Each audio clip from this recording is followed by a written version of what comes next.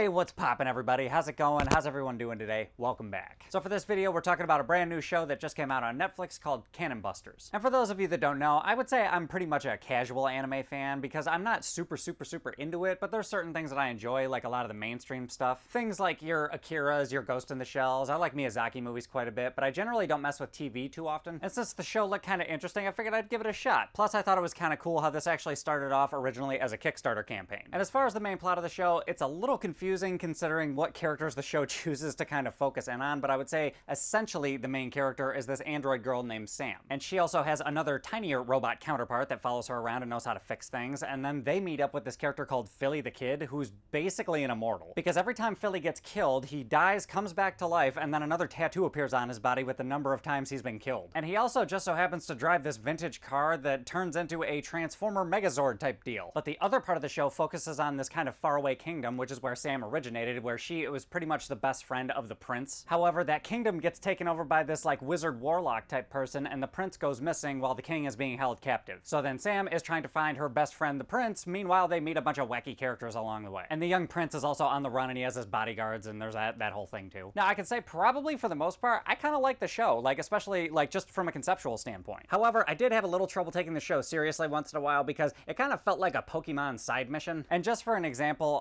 episode 9, aside from the slight plot development at the end of the episode, for the most part, that's a complete throwaway episode to me. And I kind of wish, considering the fluff in the show, that it had been just a tad bit more serious, because that's the way it was in the last 2 episodes of the show. That's kind of this level of seriousness that I would have preferred, because the characters felt like exactly what the show built them up to be, but I felt way more relatable to them and their kind of human struggles, even if they weren't human particularly. But the show is upbeat.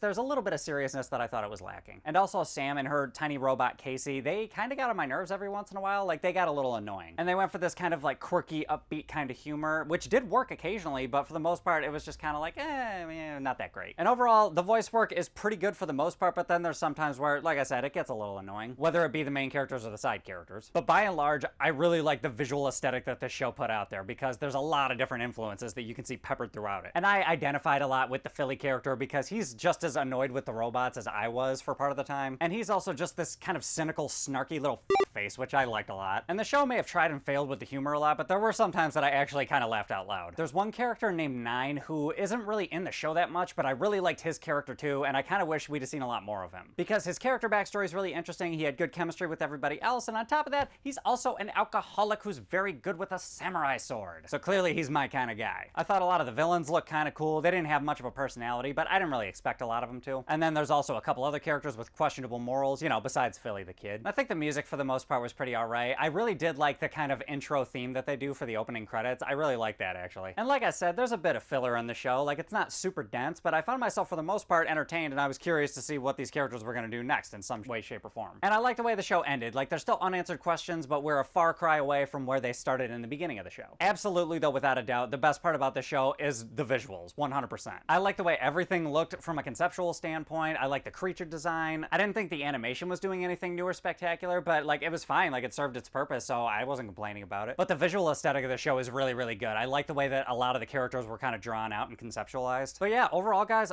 pretty enjoyable show. I'm not like over the moon about seeing the next season, but I'm definitely curious, and at the bare minimum, I'll watch at least the first couple episodes for sure. That being said, for a score out of 10, I think I'm just gonna give it a straight 7.0. Really good eye candy. The characters are kind of quirky. Maybe some of you might find them more relatable than me, but either way, decent watch. Not a waste of time. But anyway, guys, those are my thoughts. What are your thoughts? Have you guys seen this show? Have you heard of it? Hop in the comments, let me know what's up. Other than that, if you like this review, give me a like, subscribe, share, hit the bell, do all that other YouTubey type of shit, and I will catch you guys next time.